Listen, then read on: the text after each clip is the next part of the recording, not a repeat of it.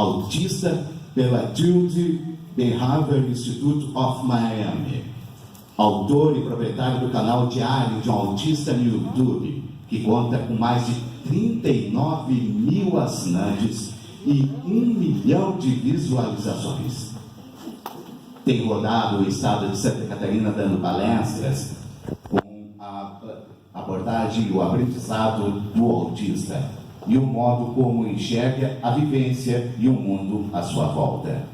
Além disso, tem participado de seminários de educação especial onde promoveu trocas de experiências e compôs rodas de conversas, principalmente voltadas a professores. É escritor com 2 obras publicadas: Contos de Meninos e Meninas, Contos de Homens e Mulheres, lançado em 2016, e Memória de um Autista, por ele mesmo finalizada este ano, no qual conta um pouco do processo de descoberta do autismo, a aceitação e a superação dos limites. Marcos está preparando um livro para conscientizar e informar pais e professores sobre o dia a dia e a potencialidade do indivíduo autista. Para isto, ele reúne as pautas do Diário de um Autista e analisa alguns de seus desafios para compreender e desenrolar do cotidiano. Com vocês, Marcos Petri.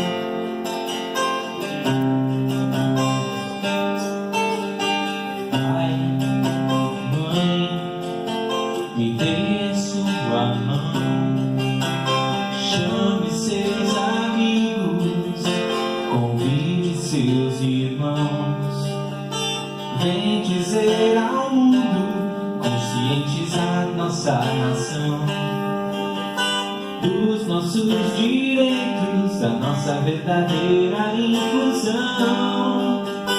Pai, mãe, o mundo precisa saber que vivemos a realidade que muitos insistem em não ver. Somos diferentes, porém somos legais. Superamos os nossos limites com o amor dos nossos pais. Nossa bandeira é azul, que pede mais direitos aos autistas, fora preconceitos egoístas. Venha que me dê a sua mão. Nossa bandeira é azul, que é de esperanças otimistas. Muito prazer, eu sou autista. Venha que me dê a sua mão de coração.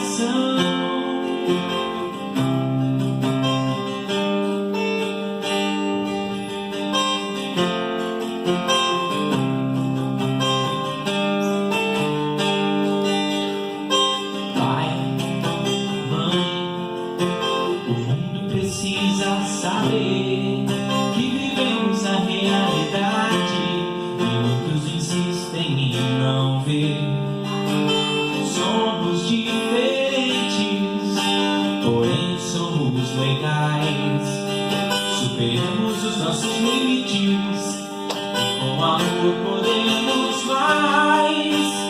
Nossa bandeira é azul, que pede mais direitos aos autistas, fora preconceitos egoístas.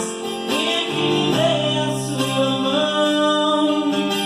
Nossa bandeira é azul, que é de esperanças otimistas. Muito prazer, eu sou autista. Venha que me dê a sua mão de coração.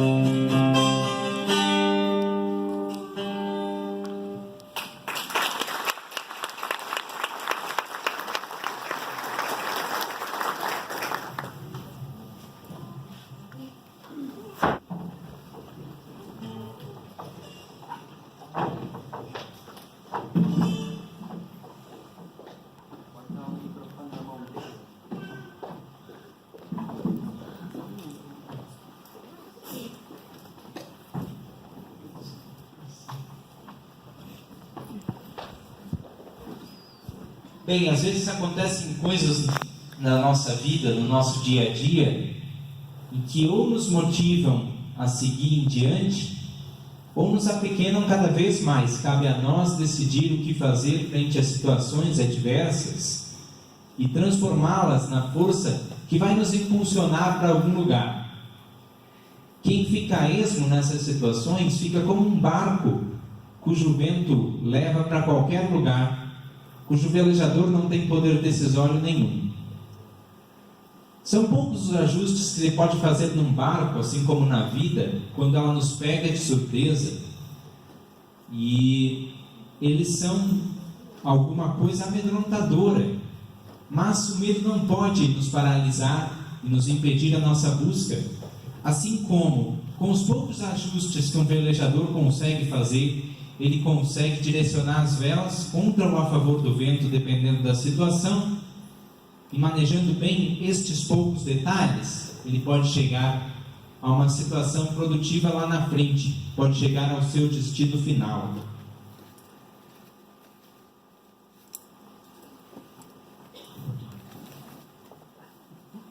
Desculpa. Aqui. Achei. Agora a gente pode conversar sobre chegar aos nossos destinos finais. Faltava esse pequeno detalhe aqui. Nasce um filho. Essa é uma sentença para o qual vocês pais, vocês mães, preparam por muito tempo. Chegar ao final de 9 meses de expectativa, de sonhos, de feitura de planos, para como o meu filho, como a minha filha vai viver.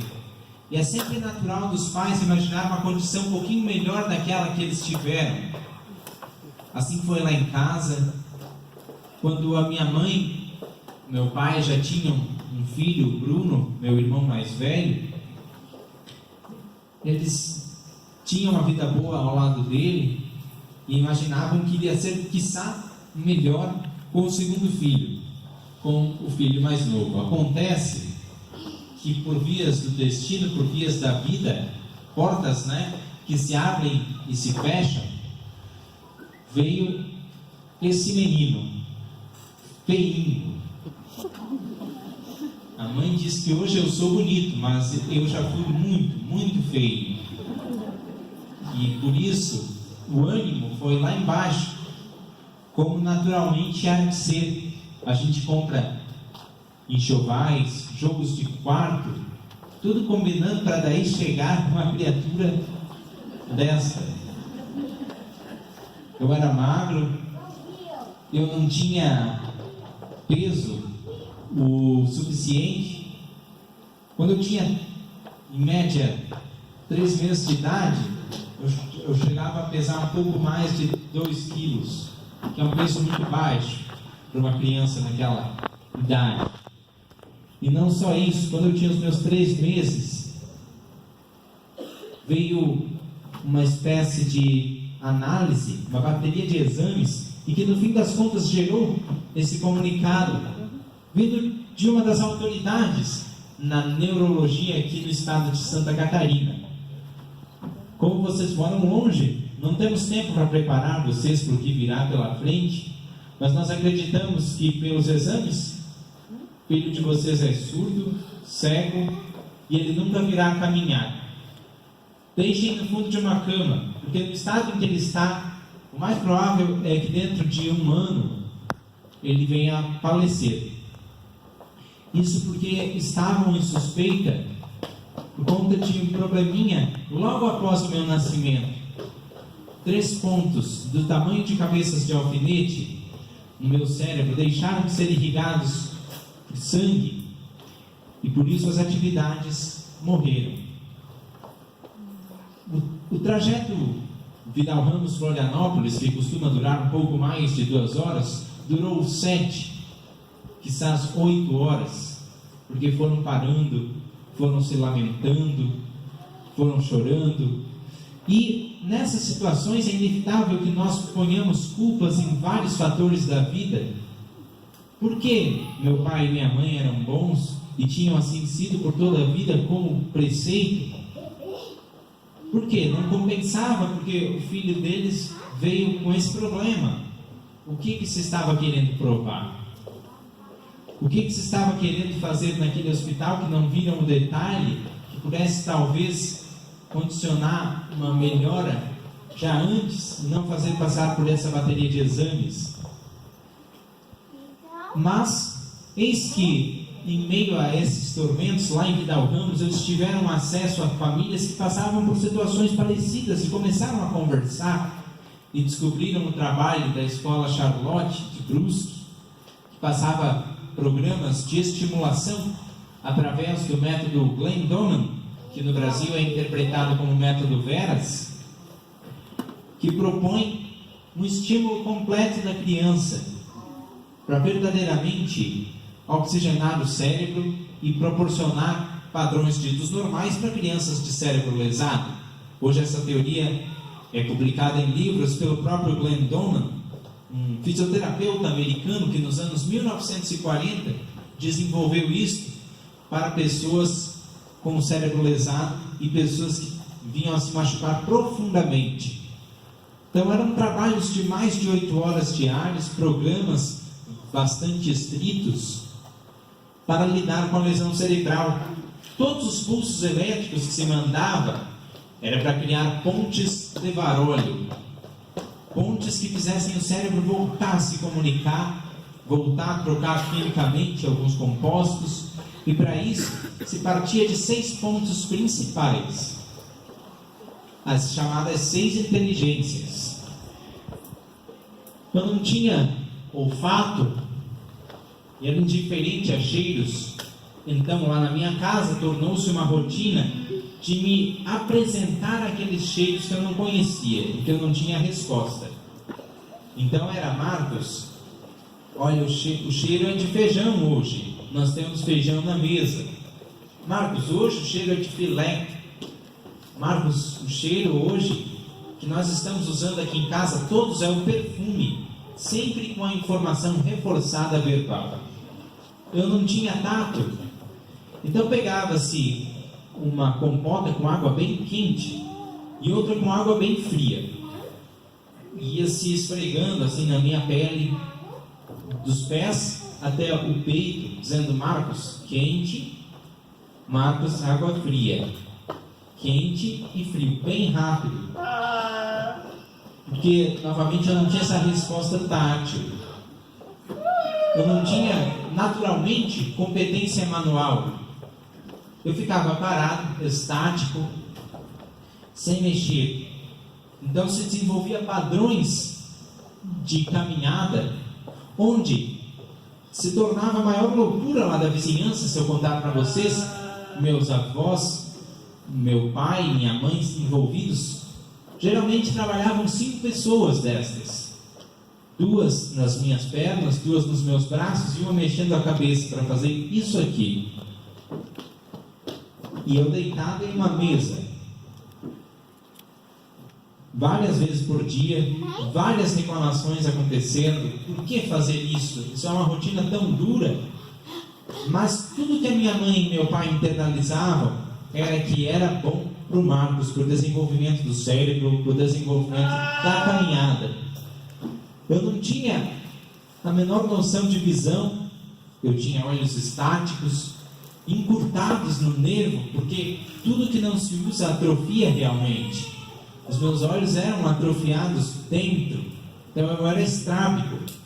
Meu pai compôs então um quadro de luzes e se acendia tudo num quarto escuro, dizendo: Marcos, luz vermelha, Marcos, luz azul, luz amarela, e eu tinha que buscar com os meus olhinhos, e de repente eu estava movendo os olhos, de repente eu tinha mobilidade para conseguir começar a me agarrar nas coisas, começar a arrastar no chão.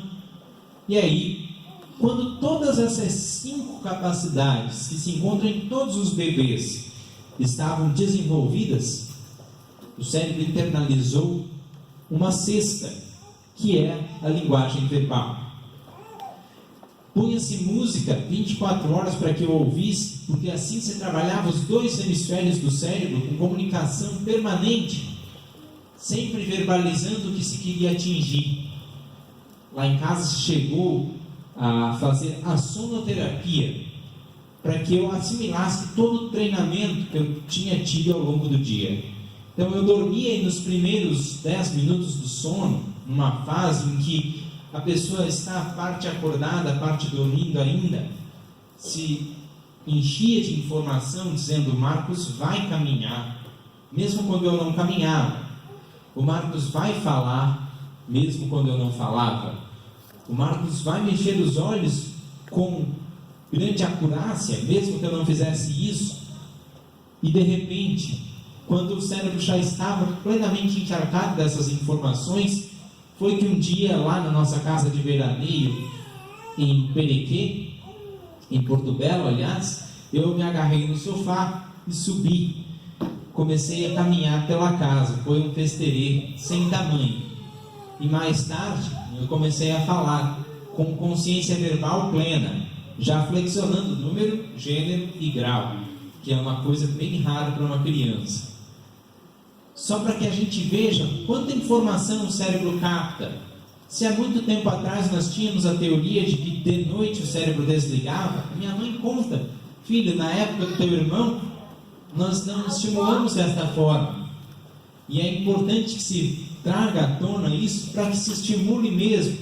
O que o cérebro faz à noite é só diminuir a atividade, ele não está dormindo, ele não está deixando de aprender.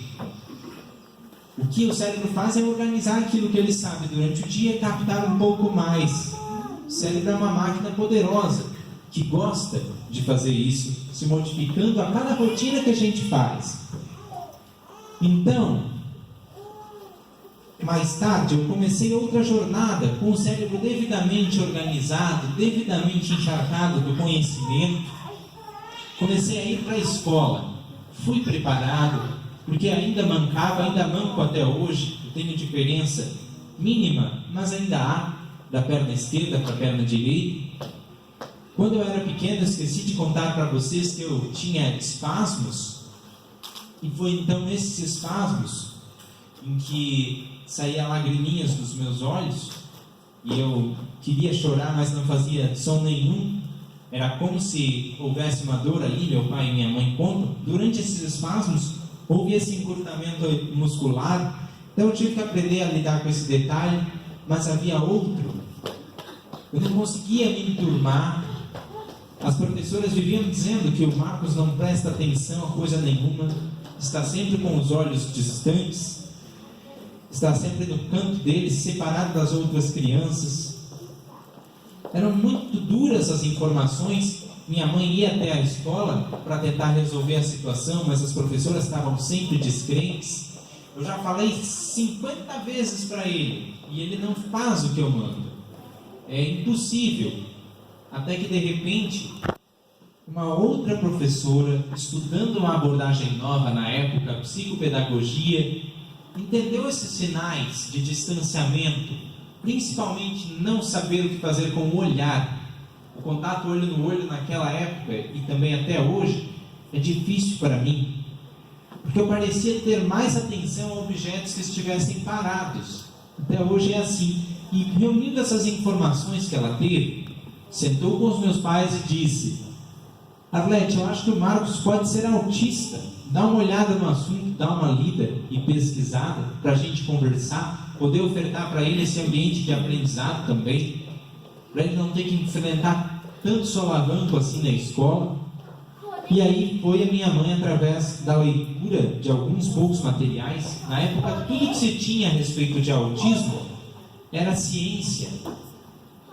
E a ciência tem linguagem que nós não temos acesso, rebuscada, não é? Cheia de termos específicos.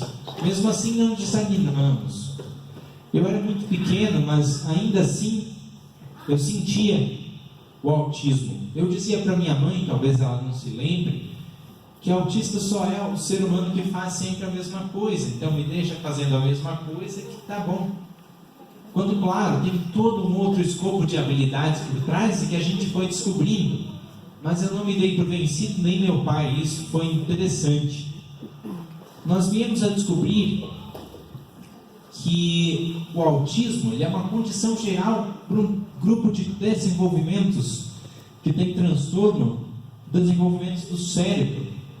E ele afeta principalmente a linguagem e também os processos de sociabilidade.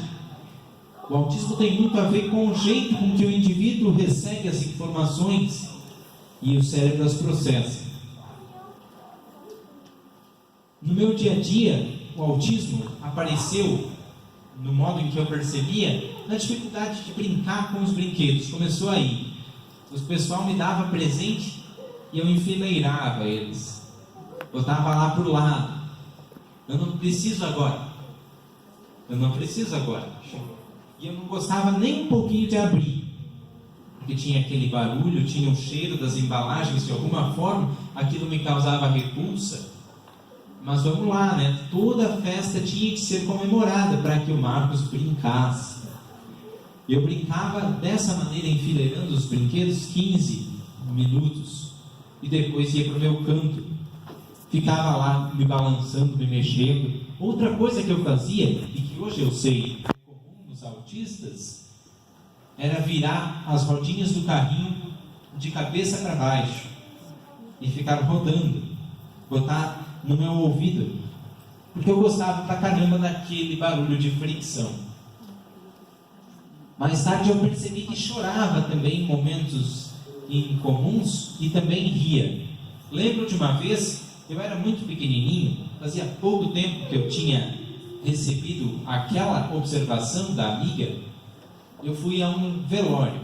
Eu pensei, bem, eu já vi gente nascer, né, bebezinho, pequenininho, e gente da minha idade, crianças. Eu já vi adolescentes, né, sempre falando alto, adultos, vozes da razão, e gente morrer. Eu sempre tinha esses questionamentos bem lógicos. E gente morrer depois que morre? O que acontece? A primeira oportunidade que eu tive foi no sepultamento da minha bisavó. Estava todo mundo chorando e eu paro e pergunto assim, mas quem é que começou a briga? Porque todo mundo estava chorando, inchado de chorar. Para mim, a associação a choro era me bateram, vou chorar. Chorar por emoção não existia. Então eu comecei a rir daquela situação. E quando cheguei lá perto e vi que realmente estavam chorando por conta da minha bisavó e eu não via o caixão e toda a indumentária, percebi, já enterraram a minha bisavózinha e eles estão aqui chorando ainda. Não tem ninguém aqui, né? Mas meu pai sempre me explicou, filho, estás vendo por um ângulo errado.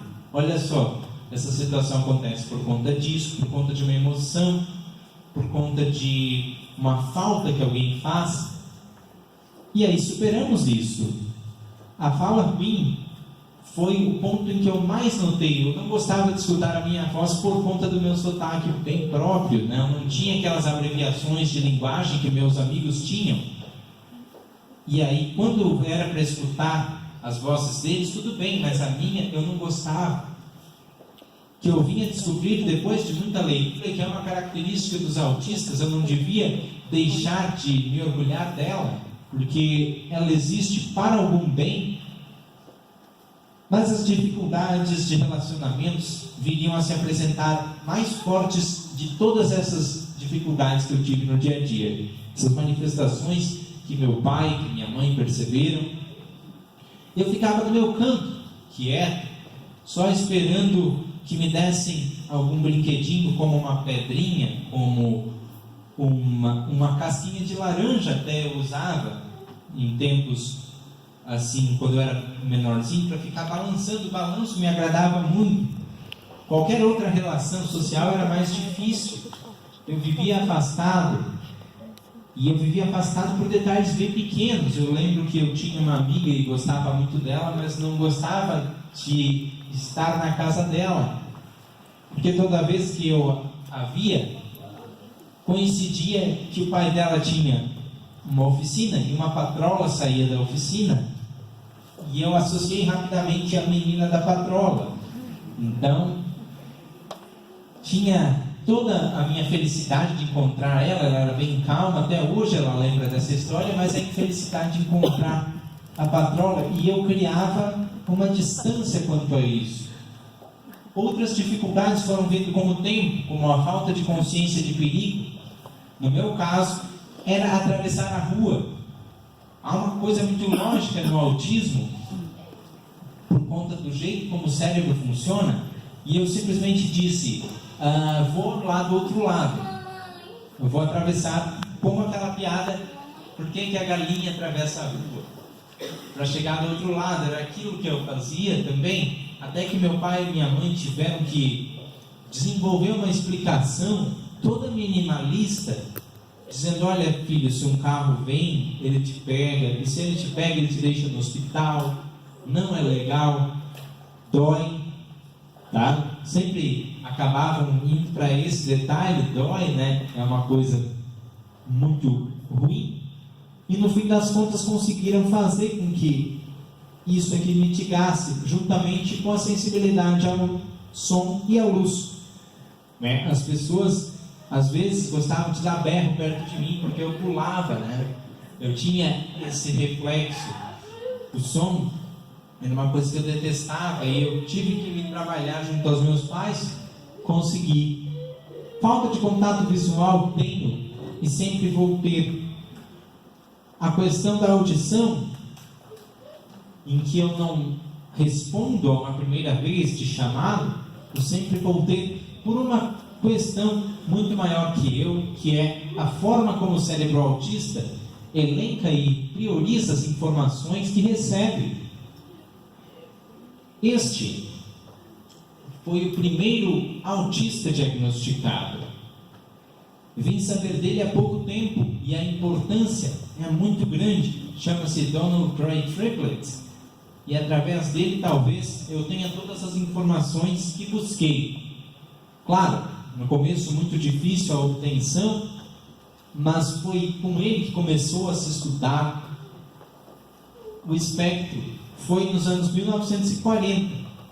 E se hoje eu percebi, nós temos dificuldades, eu tive as minhas, vocês têm as de vocês, nessa época, as dificuldades eram muito maiores e nós vamos mitigando uma após uma. Havia um mito de que mães distantes, por exemplo, iriam ter filhos autistas. Mães que não se importavam, teoricamente, com o filho, iriam ter filhos autistas, as chamadas mães geladeira. Ainda em 1940, e esse mito lá na minha cidade, por muito tempo aconteceu também, que é um indivíduo centrado em si mesmo. Vez e outra também hoje tem ecos lá no canal. Vem um desavisado ou outro dizendo o autista, cuidado com os autistas, hein? Porque eles são pessoas capazes de fazer coisas muito graves.